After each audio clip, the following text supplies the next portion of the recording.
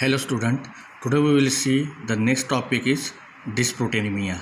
So dysproteinemia is a clinical state characterized by abnormal, often excessive synthesis of plasma protein, especially immunoglobulin molecules or its subunit. So here excessive production of plasma protein, especially immunoglobulin or its subunit. So it results from clonal proliferation of plasma cell or B lymphocyte. We know that the clonal proliferation of plasma cell or B lymphocyte is occur when B lymphocyte is bind with antigen and that B lymphocytes are converted into plasma cell. Then that plasma cells increases in a number so that they can counteract with antigen. The abnormal circulating of immunoglobulin molecule or its subunit like free light chain reach the glomerulus via the systematic circulation in association with development of variety of pathologic lesion within the kidney. So when the concentration of immunoglobulin or its subunit is increased, they reach the glomerulus via systemic circulation, and when they reach to the glomerulus circulation in glomerulus, it associates with development of variety of pathologic lesions within the kidney due to deposition of this immunoglobulin. The current method for the evaluation of protein status is serum protein electrophoresis on cellulose acetate or agarose gel.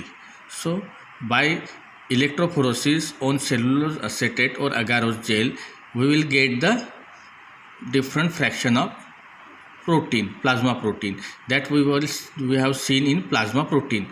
The serum plasma protein electrophoresis profile and absolute value of individual fraction are provide the excellent basis for the diagnosis. The albumin globulin ratio derived from serum protein electrophoresis is basis on which SPE can be interpreted. So the classification of serum protein electrophoresis profile in conjunction with albumin globulin ratio provide the systemic approach for the interpretation of protein dyscrasis.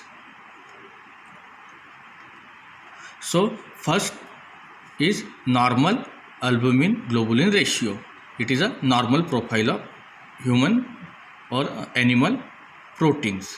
So in normal albumin globulin ratio, sometimes hyperproteinemia is occur. So this hyperproteinemia is occur due to simple dehydration with loss of water, in which when in simple hyperproteinemia without change in profile or albumin globulin ratio. So in hyperproteinemia, in normal albumin globulin ratio, whenever there is a dehydration, concentration of protein is increased due to dehydration per dl of blood. So but the concentration of albumin and globulins is unchanged.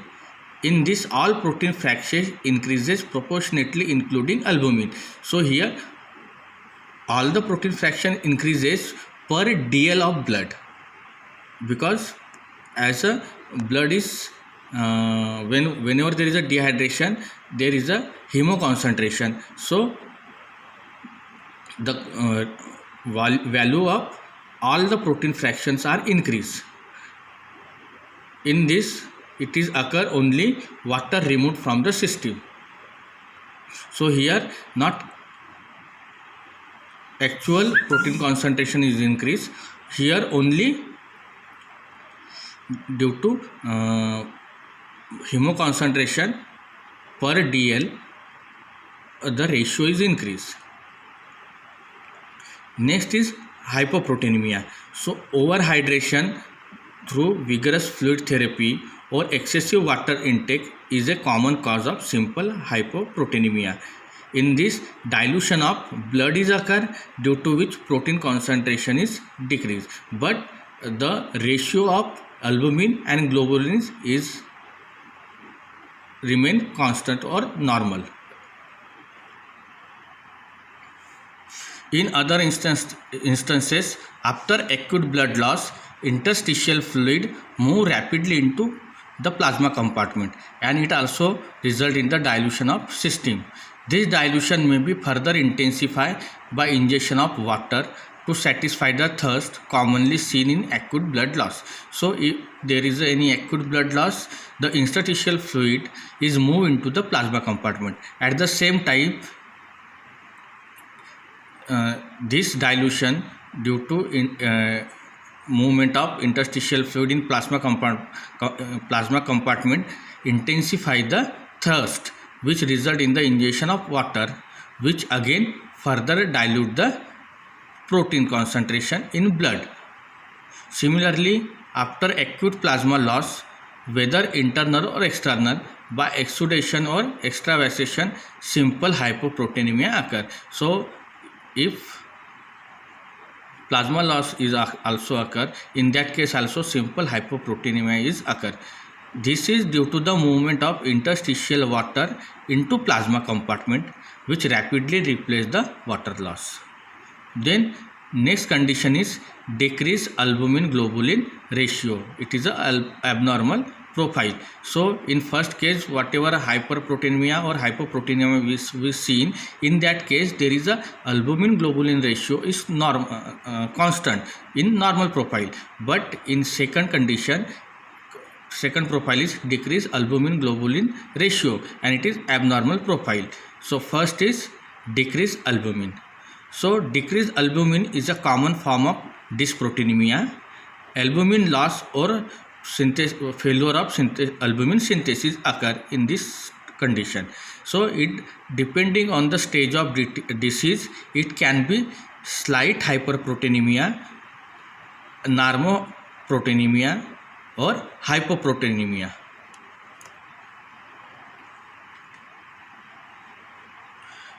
Therefore, total serum protein is not a reliable index of albumin status, and albumin must be determined individually. Because of its small size and osmotic sensitivity to fluid movement, albumin is selectively lost in renal diseases, gastrointestinal diseases, and in intestinal parasitism. The hypoalbuminemia of intestinal parasitism is aggravated by increased albumin catabolism. So in intestinal parasitism, hypoalbuminemia is occur. Again, there is increased the catabolism of protein, mean degradation of protein. So the hypoalbuminemia is become severe. Furthermore, because of the sensitivity of albumin synthesis to protein and nitrogen loss, albumin loss impair albumin synthesis and further compound of hypoalbuminemia. The decreased albumin concentration proceeds the development of generalized hypoproteinemia in dietary protein deficiency.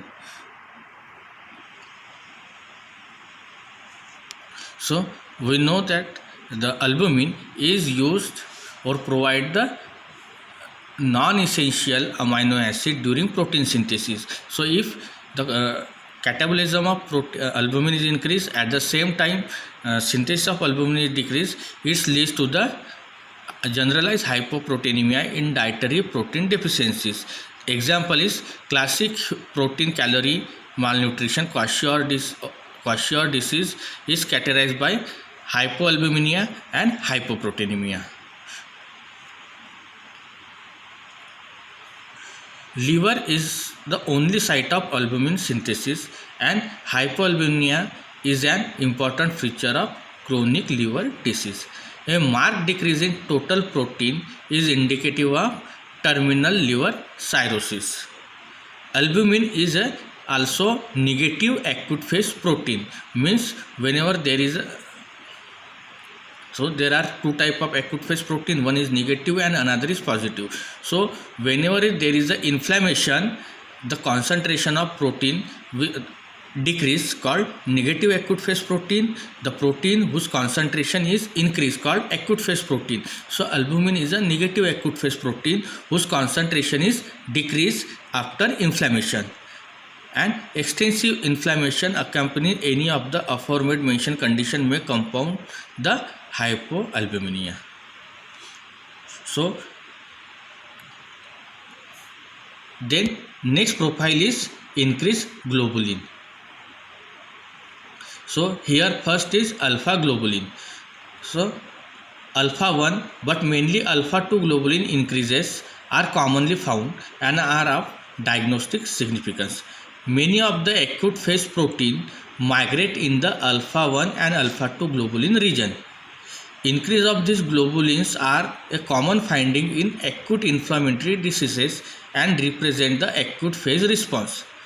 Increase in alpha globulin can be accompanied by increase in beta or gamma globulin. In nephrotic syndrome, alpha 2 globulins increase due in part to increase in alpha 2 macroglobulin and lipoproteins. The triad of azotemia, hypoalbuminemia and hypercholesterolemia is a characteristic of nephrotic syndrome. In nephrotic syndrome, alpha 2 globulins are increased along with increase in alpha 2 microglobulin and lipoprotein. Increase in alpha globulin is identified as a alpha 1 antitrypsin and haptoglobulin in dog with chronic liver diseases. Next is beta globulin. First we seen alpha globulin fraction, then now it is a beta globulin fraction. So increase in beta globulin alone are infrequent in most species.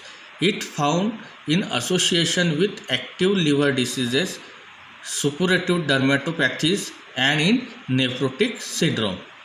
Transferrin is the major component that rises in active liver diseases together with hemopexin and complement.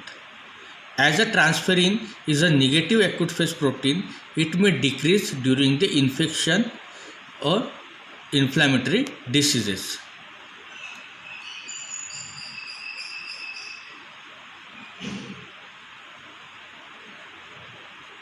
IgM immunoglobulin M can also rise in active liver diseases in response to antigenic stimulus of infectious agent. In suppurative dermatopathies, a similar antigenic stimulus is account for IgM and complement increase in beta fraction. In the nephrotic syndrome, increase in beta globulin are associated with increase in transferrin. Most increase in beta globulin are polyclonal antibody accompanying with increase in gamma globulin fraction.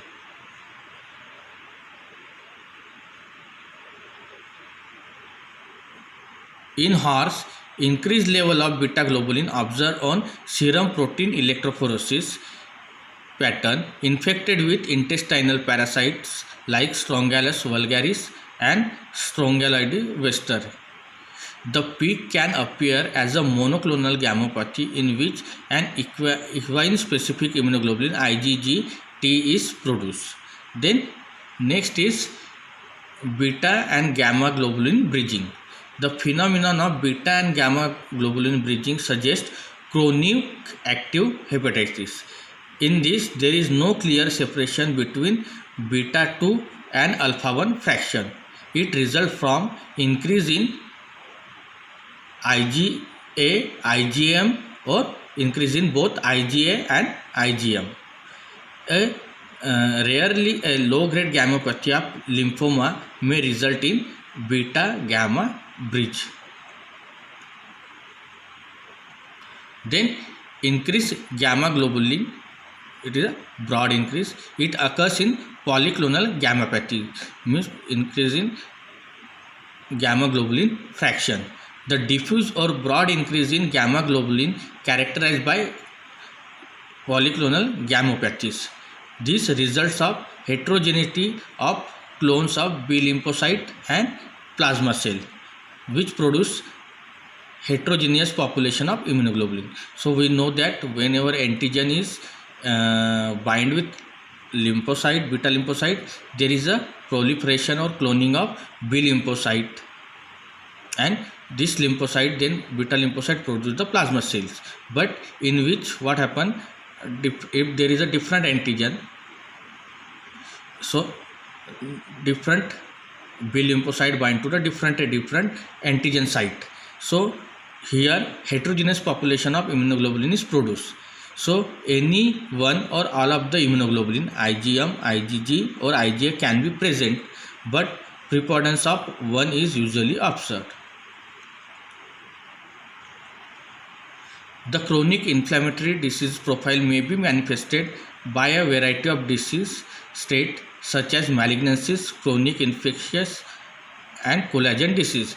There is a concomitant decrease in albumin as a result of decreased synthesis. Chronic hepatic abscess and suppurative diseases process also exhibit change characteristic of chronic diseases. In these cases, the polyclonal increase is more marked and the hypoalbuminemia more severe than in other chronic inflammatory diseases. The severity of disease proceeds and more intense antigenic response generated. Immunologically mediated disease processes are also characterized by polyclonal increases. Immune process against cell, that is autoimmune disease, or against external antigenic stimuli. In either case, multiple immunological response is elicited, one or more organ may be affected, and polyclonal increases are observed on the electrophoretrogram. Immunocomplex trapped in glomeruli and reacting with antigen are thought to be involved in the glomerulonephritis. In lymphomas can elicit either polyclonal or monoclonal hyperglobulinemia. The hyperglobulinic peak can occur anywhere between beta 1 and gamma 2 region. The range from very broad diffuse peak to very sharp or monoclonal spikes are occur. The polyclonal peak of lymphoma are thought to be the result of tumorous group of distantly related clones.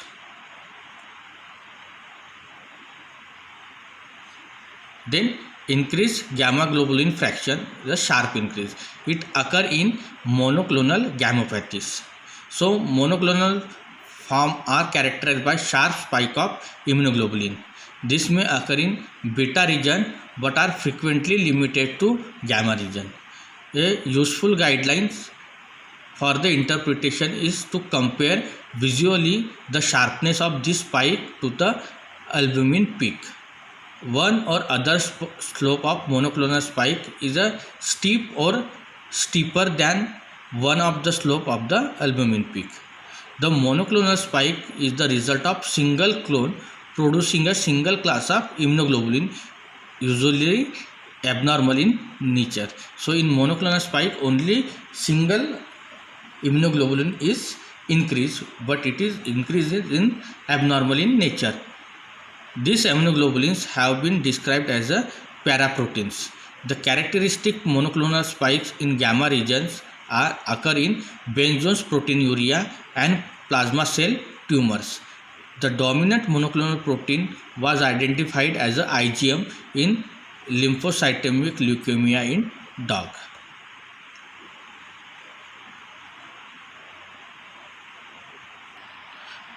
Then third profile is increased albumin globulin ratio, an abnormal profile. First we see normal albumin globulin profile, then decreased albumin globulin profile, now increased albumin globulin ratio. So first is increased albumin. The true overproduction of albumin does not occur in any animal. Therefore, any rise in albumin is only relative to hyperalbuminemia because of hemoconcentration as a result of water loss and dehydration. Then decrease globulins. So the absence of gamma globulin in fetal serum or in serum from pre-colostrum or colostrum deprived neonatal animal. Hypoalbumin gamma globulinemia occur in about 15% of foal less than 2 weeks of age and was attributed to the failure of colostral transfer. Combined immunodeficiency disease is characterized by lymphopenia, failure to synthesize IgG, IgM and IgA, and it result in early death. A selective IgM deficiency has been reported in increased albumin globulin ratio, means here albumin concentration is increased but globulin concentration is decreased due to decrease in the gamma globulin fraction synthesis.